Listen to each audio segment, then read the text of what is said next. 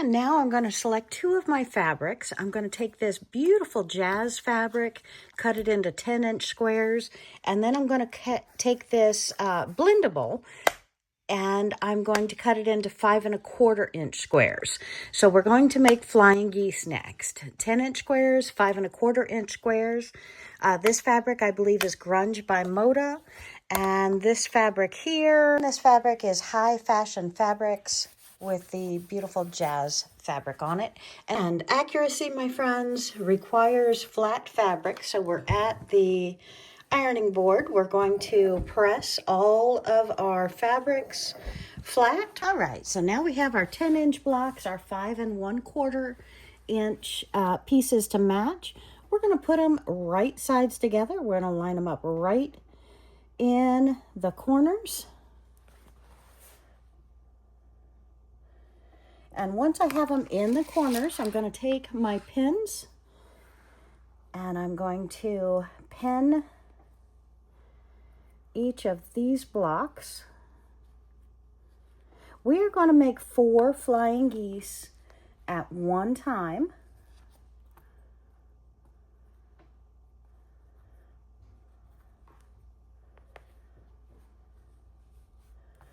So I have us pinned. Now I'm going to take a ruler. Now the ruler that you take, remember this is a 10-inch square. So our 10 inches, we need at least 15 inches as a ruler to draw point to point. Now this point to point line is going to be our cutting line. So I can use permanent ink on this because it's our cutting line. We're going to sew 1/4 inch on that side and 1/4 inch on this side. Okay, now we're going to take our 10-inch block with the 5 1/4s on it, the drawn line, and we're going to stitch 1/4 inch on each side. So let's move it over to the sewing machine. We're going to line it up, and the point of this foot, there's a little place right here on the metal with a groove. That is our 1/4 inch between the needle and that line. So we're going to try and keep that right there as we stitch across. And I changed the thread to be the same color as the fabric. And we're going to make sure this point stays where it belongs as we get closer to it.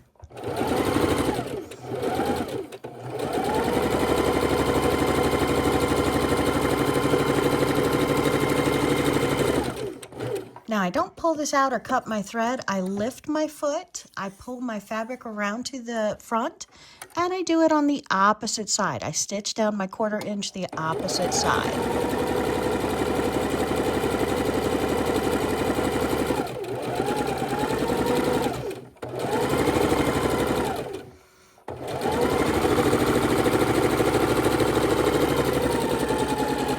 Okay, and now I'm going to pull it out, cut my threads, and pull our pins out. I'm going to use a hot iron to lock in my stitches. Just hit that with a bit of heat, let it cool, and then take it over to the cutting board. And I'm going to take a ruler that is, since this is a 10-inch block, turned on point. I'm going to need about 14 inches, but I like to start my rotary blade before it and after it. So I want at least a 15-inch ruler. And I'm going to line it up on my previous drawn line, point to point. And we're going to cut on that line, close up my blade, and now we're going to go back to the iron and press our blocks open. Now we're back on the ironing board, and I'm going to take my first block, press it open, my second block, press it open, and we're going to move over to the other one, letting the first one cool. And with a hot iron on the hottest cotton setting, because I'm using 100% cotton fabric, we're pressing this next one open. Now that, I think, looks like a heart, but it's going to be our flying geese. So let's take this back over to the cutting board. Here on the cutting board, I have my 5 1/4 inch squares. That one looks like it needs to be hit again with the iron. And we're going to take them face sides together, meaning face side down because the other one is face up. And I'm going to lay it on there. And let's go ahead and pin it. And we'll pin it once, do our ruler, and then pin it a second time. And we're going point to point. So I'm taking my permanent marker, permanent pin, because I am cutting on this line. We're drawing my line and then putting my pin in here, setting it aside, doing the second one identical.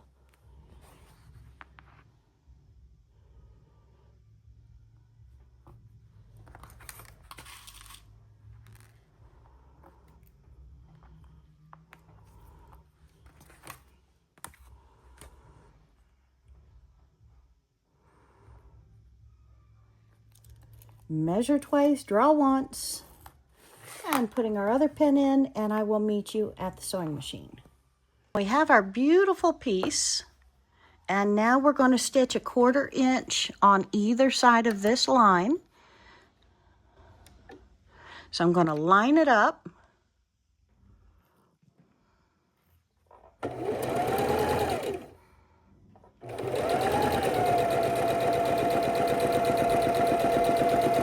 Now you want to keep your fingers on it all the way through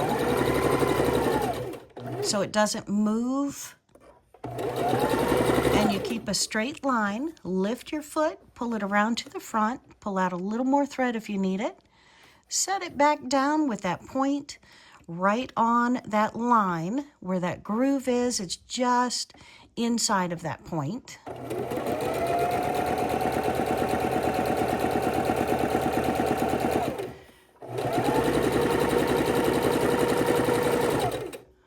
Okay, and that one's done. If you want, you can chain stitch the second one as well.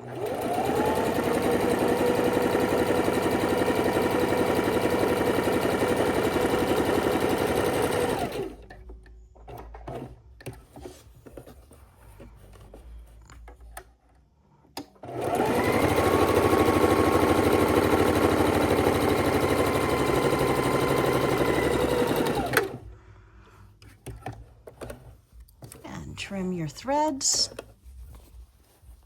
We have our 2 blocks. Pull your pins from the blocks. I'm going to hit them with a hot iron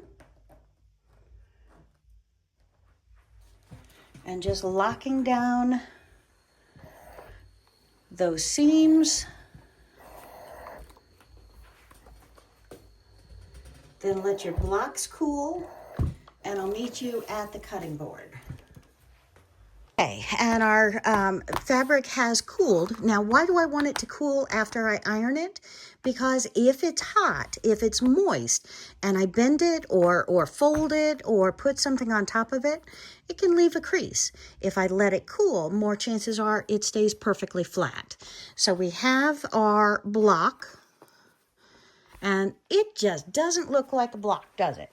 So let's take our ruler again. And we're going to place it on it. We're going to cut on our previous mark. And we're going to cut on our previous mark. And now we're going to go back over with these 4 pieces to the ironing board. We're back on our ironing board. And we've got our hot iron. I'm going to turn it over. I'm going to lay the iron down on the open piece and just push back that closed piece. And now, my friends, I have a large Flying Geese, and my hope was to have it the same size as my other blocks. And once I trim them down, I will have them the same size so they fit in the quilt nicely. So very excited about that. And let's go ahead and press the second one. And I'm going to lay my iron down on the open one, press that closed one to open position, and then see how I have my Flying Geese. Let me do a couple more of these, and that way you can understand it a little bit better. And flying geese are triangles that you can do all kind of fun things with in different sizes. And let me lay these out to where they're all running together. You'll understand them better once I trim them and put them in a quilt. But see how you kind of get that they're flying geese flying in a row. Now I made these large because I wanted them to be the same size as my blocks. So I'm very excited about this, and I wanted to use a pattern that really shows through even with the corners dubbed off. Now, what can you do with flying geese? I would do it differently if I wanted to make squares out of it. But again, you can make all kind of things. We can match this in the center and have the geese flying out from either side. Lots of different options here. I hope you've enjoyed this process. I'm going to go make about 40 more.